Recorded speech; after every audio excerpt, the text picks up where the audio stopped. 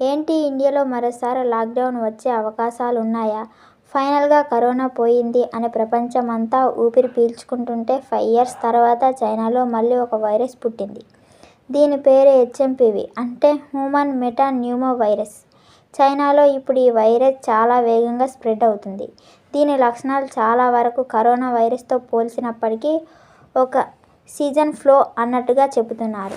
కానీ ఇప్పుడు అక్కడ హాస్పిటల్ పరిస్థితి చూస్తుంటే ఈ వైరస్ ప్రభావం అక్కడ ఏ రేంజ్లో ఉందో మనకు క్లియర్గా తెలుస్తుంది.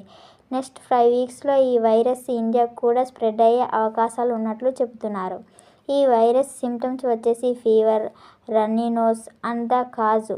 ముఖ్యంగా 5 ఏళ్లలోపు పిల్లలకు లేదా ఏజ్ పీపుల్ పైన ఎక్కువ ప్రభావం చూపుతుంది.